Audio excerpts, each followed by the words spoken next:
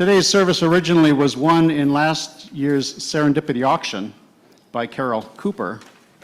She generously offered to share that service to our fellowship youth to determine the topic.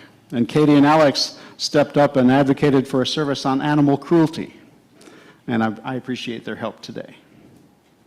The title for today's service was inspired by a scene from the American sitcom Mork and Mindy. I date myself.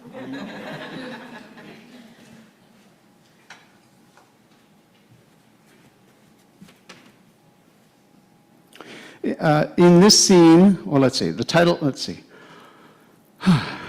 It starred Robin Williams and Pam Dawber. In this scene, Williams plays an alien named Mork. In the kitchen one morning, he comes across a bowl of eggs, which his human host, Mindy, was going to cook for breakfast.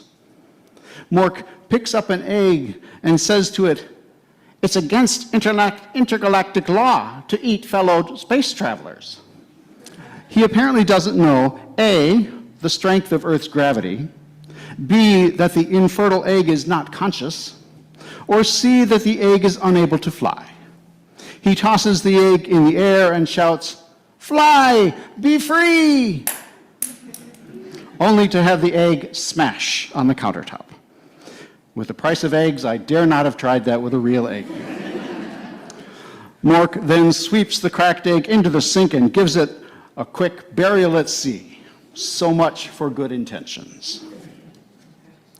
Another but real-life person with compassion for non-human creatures is the subject of our next story. Do you recall my saying how our religious forebears, Unitarians and Universalists, while small in numbers, had a big impact on society? It's true. We are small in number, but we've affected so much about American culture.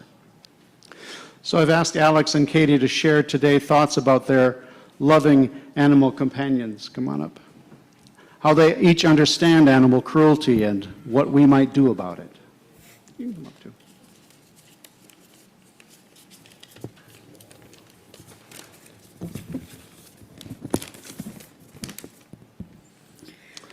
Hi, I have 3 pets, 1 dog and 2 cats. My cat name is Sparkles. My mom's cat is named Bonnie. I love her most. And then our family dog is named Sully. Sparkle is the most annoyingest. When Sparkle is hungry, she'll jump on the kitchen table and start to scratch at my mom's work papers. And she will not stop until the bowl is overflowing with food for her to be happy. Sometimes she doesn't even stop and will just continue to paw at the work papers. She does so much other stuff that is so annoying too. Bonnie is the precious one. Everyone loves her so much. She has this way of making everyone smile just by being around. I love sitting next to her on the couch and cuddling her. She's like a little ball of calm and comfort. I also love picking her up. She doesn't love that part. But I can't help myself. She's just too cute. She gives me this look like, "Really? Again?" But she always forgives me. My dog Sully is an attention seeker. We play outside all the time. He loves running around, playing with his toys, and just being goofy. But really what makes me laugh is how dramatic he gets when he's not the center of attention. Whenever I call Sparkles or Bonnie over, Sully leaps up and runs to me like, "Hey, what about me?"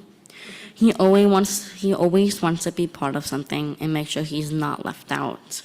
He's playful, full of personality, and honestly just the sweetest. I can't believe anyone can be helpful to animals who loves us so much. Animal cruelty is when animals are treated in ways that cause them pain, fear, or suffering, whether it's done on purpose or through neglect. It can include things like physical abuse, not giving animals enough food or water, leaving them in unsafe conditions, or not taking them to a vet when they are sick or hurt. Some extreme forms of cruelty include animal fighting, overbreeding, hoarding, or the harsh conditions animals face. Animals can't speak for themselves, but they feel pain, fear, and love, just like humans do. That's why it's so important to understand what cruelty looks like, so we can recognize it, stop it, and speak up for those who can't.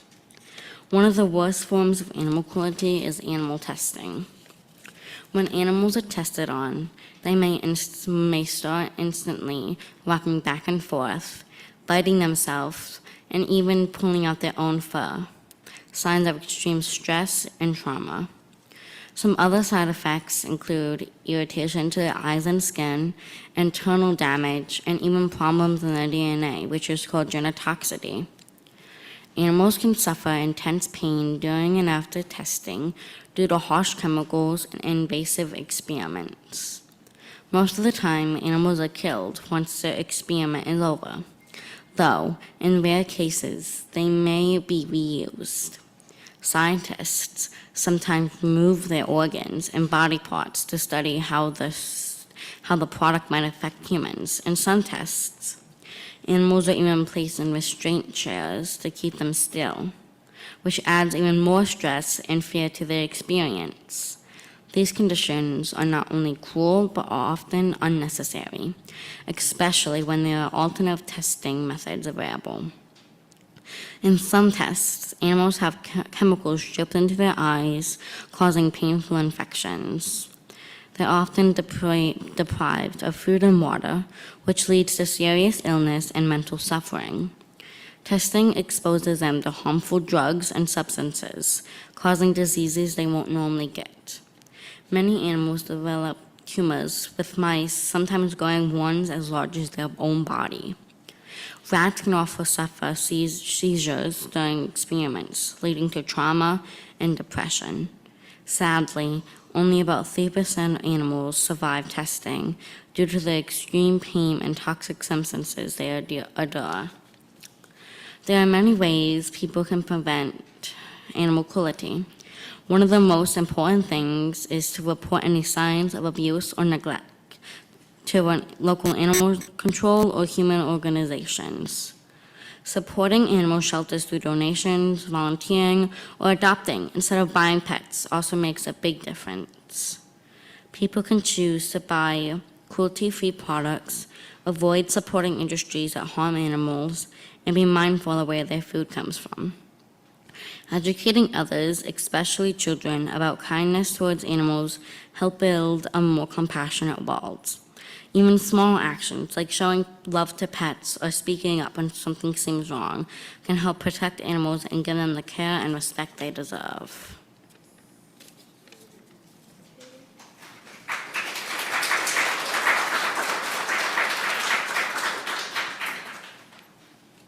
Hi, y'all. I love my pets so much. I have a cat named Jordy, as you may or may not know, and I have an African dwarf frog named Jim Hopper. I love them both with all of my heart. Jordy loves hunting when we let him outside on the lead. He's a little social. He's really social. Whenever we have guests around, he's all over them. Jim Hopper, on the other hand, keeps to himself. He just chills in his tank and swims around all day. He likes following my finger on the side of the tank, and he's pretty cute. My pets have taught me boundaries, routine, patience, and most of all, empathy and love for every living creature on this earth. What I'm going to talk about next is animal cruelty and/or abuse. So let's go over the basics. Animal cruelty is intentionally harming an animal or neglecting them. This can include depriving an animal of water, food, safe shelter, or veterinary care. And also not even walking your dog on the leash, if you have one. Other types of animal cruelty include animal sexual abuse and organized animal fighting. What I'm going to talk about is organized animal fighting, more specifically, dog fighting. In the United States, it started up in the colonial era and continued up until the 20th century. Even though it started to be outlawed in the late 1800s, it's fully banned in the United States now thanks to President Obama passing a law in February 2014, but it's far from over. There are tens of thousands of people involved in dogfighting globally, so this is far from over. There are other ways to use dogs for entertainment, such as dog shows and even dog parks, rather than using them to hurt each other for your entertainment. This is very important because most of the time dogs fight until submission or even death. So this is very harmful. If you ever see any of these things happening, please report it. You can report it to the police, or if you're not comfortable doing that, you can always call Animal Control or your local animal cruelty hotline. You can contact ASPCA, your local shelter, or the Humane Society. You should also set clear boundaries with your children and family about how to interact with animals in all ways. If you see something, say something.